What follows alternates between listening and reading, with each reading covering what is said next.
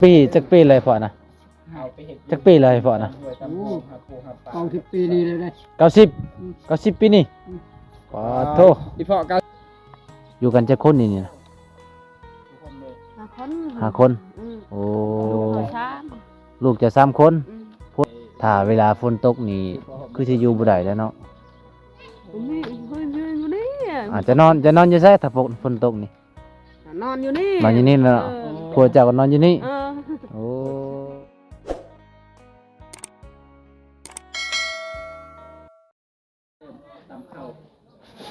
เอาพี่น้อง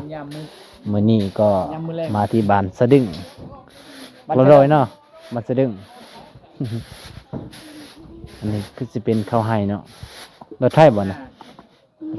ฮะข้าวหน้าเดี๋ยวเนี่ยโอ้ เดี๋ยวเนี่ย ทุกคนเลยข้าเจ้าจะบ่เคยเข้ากองข้าเจ้าจะอาย อันนี้เม็ดเข่าเป็นผัดเข่าเอาเสาหันไปใช่เลย จัก ถ้าเขาว่ามาสากโทรศัพท์นี่สิ สาวอยู่ไส นี่นะไปเชียวยางรอบบ้าน อันนี้ก็จะเป็นอยู่ในหมู่บ้านทุกคนนี่หลังคาภายหลังคามันจะมีหัวได้พี่น้องข้าเจ้าจะปลูกผักนี่ต้องเป็นเฮือนที่ว่าขยันเลยทุกคนเลยจึงมีส่วนผักถ้าว่าเฮือนใดบ่ขยันก็จะบ่มีส่วนผักในหมู่บ้านสะดึงเขตเซโปนเพราะว่าโดนๆบ่วงก็มาเทื่อนึงทุกคน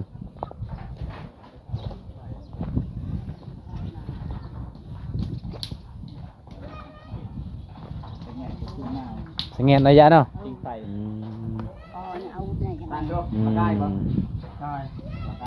อยู่กันจะคนในเฮือนนี่ ม่านนี่บ่ ชนะอดง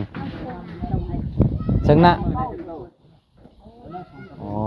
4 คนเนาะโดยอันนี้คือส่วนพักเจ้านี่ บ่งามทุกคนเลยเบิ่งเนี่ยมันบ่อยากงามเนาะอ๋อจะได้อันนั้นลูกไผ่เลยได้เลย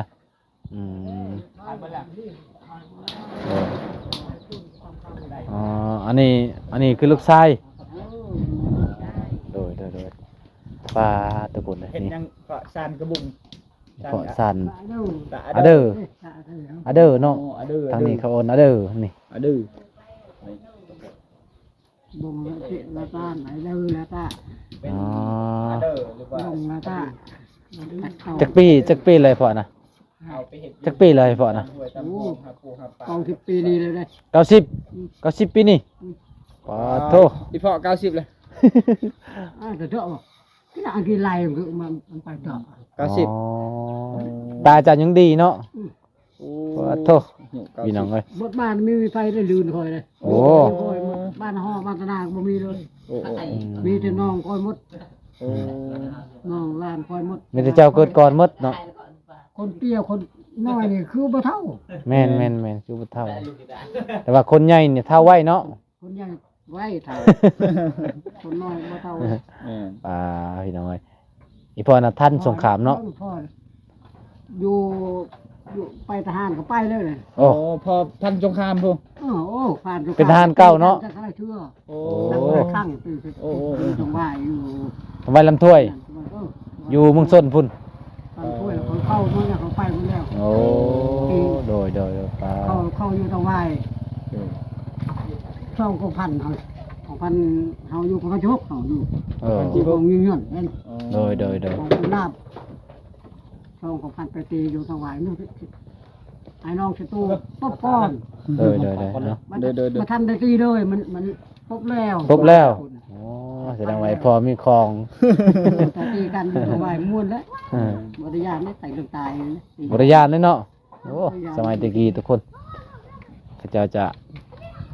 ทันสงครามเนาะ นักรบเก่าเนาะ นักรบเก่า โอ้ จะได้อยู่ดีมีแห้งได้พอเด้อ สุขภาพแข็งแรงอี สุ เด้ ข เนาะ ภาพแข็งแรงบ่เจ็บบ่ได้เป็นเนาะเดี๋ยวนี้เนาะ บ่เลย โอ้ ไม่ใครนี่ไอ้นี่นี่ค่อยยังไปจิบเอ็นนี่ย่างบ่ได้ เจ็บเตียนเนาะ ย่างได้อยู่แต่เป็นย่างนี่นะย่างไปไกลบ่ได้เลย โดย นี่แหละยอม มันจะอยู่เฮือนอยู่ศาลเนาะหาอยู่หากินก็บ่ได้เอาพี่น้องเอ้ยมื้อนี้ก็มาพออีพ่อเพิ่น เพิ่น เป็น เป็นนักรบเก่าอ่ะจะได้ให้พออยู่ดีมีแฮงเลยพอเด้อไปกันเด้อ ไปทุกคนเอากันย่างเลาะบ้านเขาเล็กๆน้อยๆด้นแล้วบ่ได้มา อันนี้ก็จะเป็นเฮือนซานอยู่ในหมู่บ้านนี่เลยทุกคนนี่ อิหยัง น่าจะมีคนอยู่แล้วว่าบ่มีคนอยู่ แล้วโยจำเป็นหมอโอ้เดี๋ยวมานั่งกินแบบนี้เลย กินเมี่ยง จะบ่มีเฮือน จะเมี่ยง โอ้กินมากระทินนั่นเอง มากระทินอ๋อข้าวตำแจ่วแจ่วส้มนะแจ่ว กินมากระทินกับหน้องไม้ชมทุก แจ่ว ค หน่ น อไม้ส้ม มานั่งกินนี่ เบิ้นบ่กว่าอันน่ะ กล้วยอันดงอ่ะ เบิ้นบ่บ่มี อ๋อน่าจะบ่ฮู้หนังสือนะถามกับเขาเจ้าก็บ่ตอบ เข้าใจภาษาลาวเขตนี้เช่นไรก็จะบ่ค่อยเว้าภาษาลาวเว้าภาษาเวียดนามหลายกว่า เมื่อได้ใส่คุณมันต้นอ๋อทุกคนเลยมาที่คุณมันต้นเนาะ คิดว่าไปหากินอ๋อทุกคนอันนี้ก็จะเป็นเฮือนแบบโบราณเลยโอ้ไปเบิ่งแม่เฒ่านี่ปลูกผักโอ้เจ้าบ้านบ่ tự bớn ca con hư này cho อ๋อ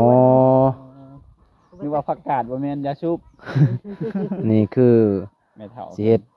ยาสูบสิปลูกสวนยาสูบเฮ็ดขายบ่แม่ khai ơi thành anh ทำมันหลาย หลายเลยเนาะ เปแล้วงาม ตัวใดอันนั้นคือออกตัวมันน้อยๆน่ะออก ๆมันทีโพด thì bột thôi แม่น chăm này đó อ๋อซำนี้น่ะใหญ่เนาะแต่ซำนี้ ผู้สาวบ่นั่นน่ะพวกเกี่ยวคนมันตน อืม ตาข่อยนั้นแนมหาแต่ผู้สาว บ่ได้ เจ้าป้องบ่อันนี้เขาจ้าง trang thôi ai con ไอ้กล้องก็คือเอาแห้งกัน ừ อ๋อ เอาเบียร์มัน เอาต้นมัน แม่ก็จะเอาแห้งกัน เอาแห้งกันบ่ อ่า เอาไปเบิ่งได้บ่ไปเสียวไปเบิ่ง มื้อนี้เล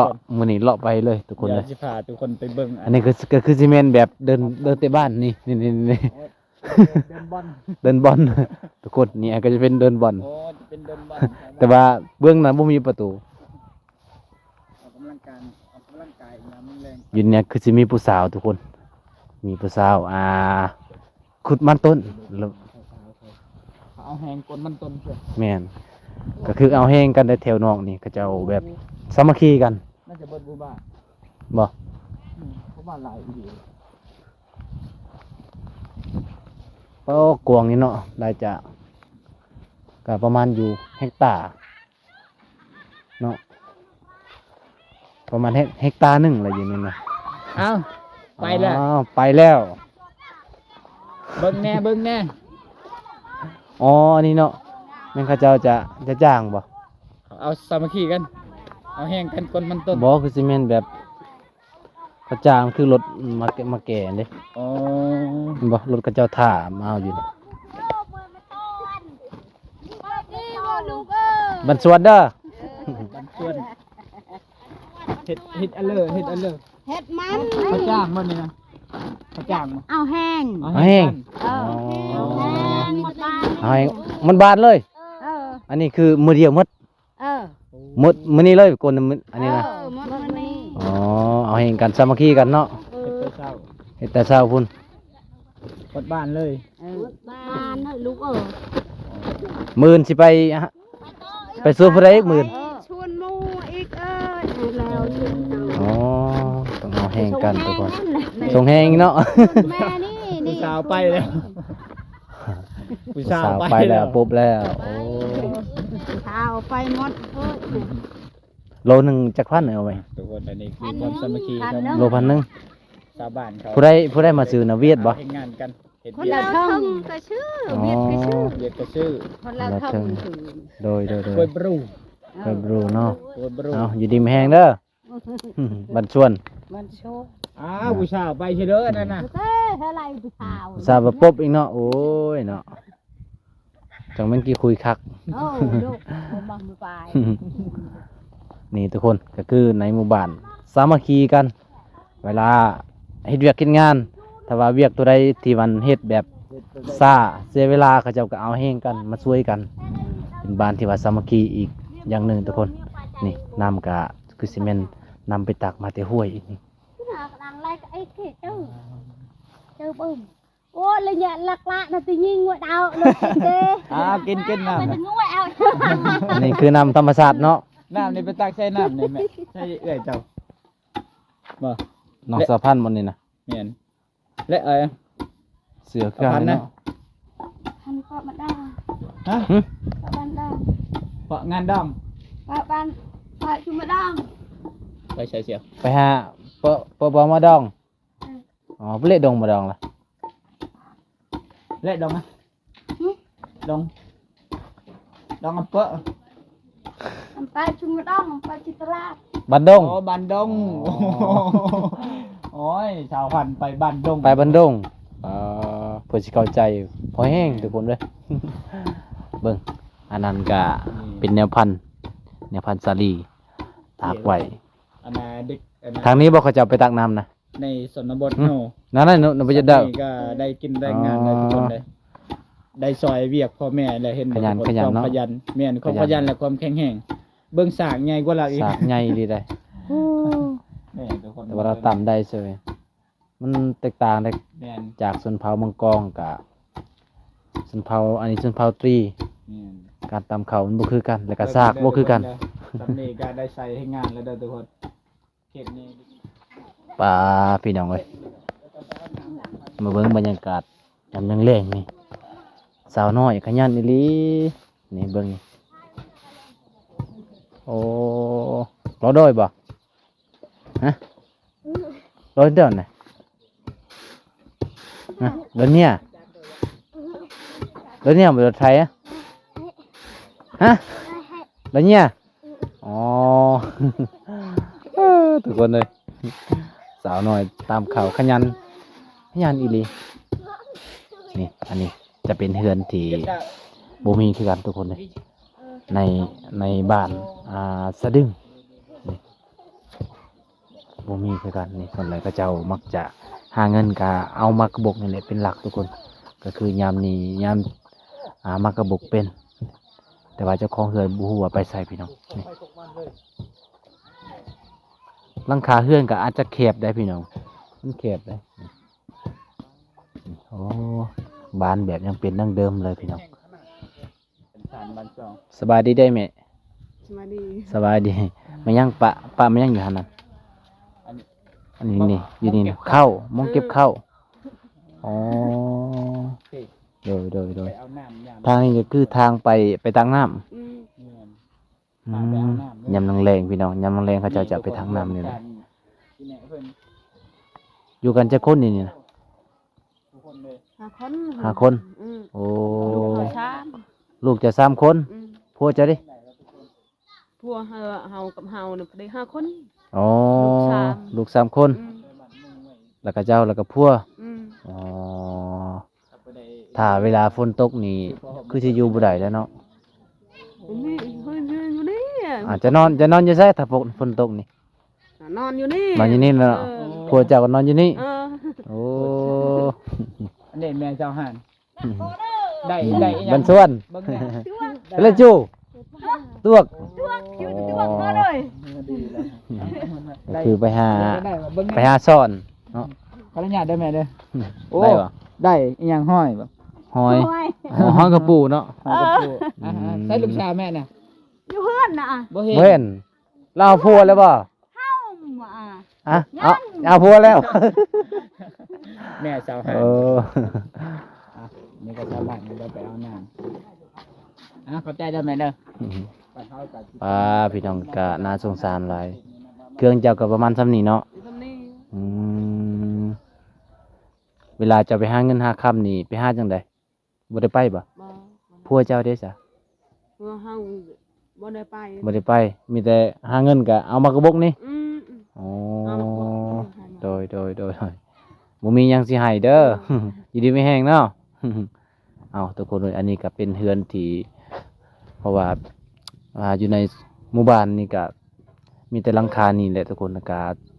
บ่มีแห้งเบิ่งตามอยู่บ่อนเฮ็ดกินนะก็ถ้าเวลาฝนตกนี่ก็โอ้มันสิลำบากเลยทุกคน นี่ก็ยามวิทย์อะไรเนี่ยยามฝนแล้วมันก็สิคล้ายๆเนี่ยเบิ่งทางนี้ทุกคนนี่บอกเลยหลังคานี่ก็คือที่สุดในหมู่บ้านเลยพี่น้องนี่ก็บ่ฮู้ว่าเขาเจ้าบ่มีเงินบ่หรือว่าจังใดนี่เบิ่งหลังคานี่โอ้พี่น้องเอ้ยก็ผู้ใหญ่ใจดีคนใดที่อยากช่วยเหลือก็สามารถทักหาบ่วงทุกคนเพราะว่าเห็นแล้วก็น่าสงสารหลายเดี๋ยวบ่วงก็สิไปหาเขาเจ้าไปตากน้ำทุกคนทางนี้ก็คือสิแม่นทางที่เขาเจ้าไปตากน้ำล่ะทางนี้ก็มันคือสิแคบๆได้พี่น้องเอ้ยป้าพี่น้องเอ้ยเบิ่งน้ำนี่ใสๆน้ำมันนี่ก็น้ำที่เขาเจ้าตักกินหรือว่าตักแบบอาบเอาทุกคนมาเบิ่งโอ้เด้งหัวมาเด้อตาจ๋านะ รู้ อ๋อโรเนาะเด้งหัวเปรี้ยเด้งหัว เฮ้ยเดินหมดเลย อ๋อน้ำกินกับญี่ปุ่นพี่น้องเอ้ยอันนี้ก็จะเป็นน้ำที่หดพักหดหญ้าเขาเจ้าเฮ็ดส่วนแล้วก็มาตักน้ำจุดนี้ทุกคนเลยจุดนี้ก็คือจุดที่เขาเจ้าก็เอาแห้งกันพี่น้องหมดในหมู่บ้านเขาเจ้าก็คนมันซอยกันนี่แล้วก็ทั้งหมดจุดนี้ก็คือส่วนหนึ่งทุกคนน่าจะเข้าอยู่ต้นหนึ่งหรือว่าสองต้นเพื่อสเตรียมรถก็ว่าแม่นเรื่องง่ายเขาเจ้าไปเอาอยู่ส่วนก็เขาจะเอามอเตอร์ไซค์นี่แหละทุกคนนี่ก็คือมอเตอร์ไซค์อยู่ในบ้านนี่แหละ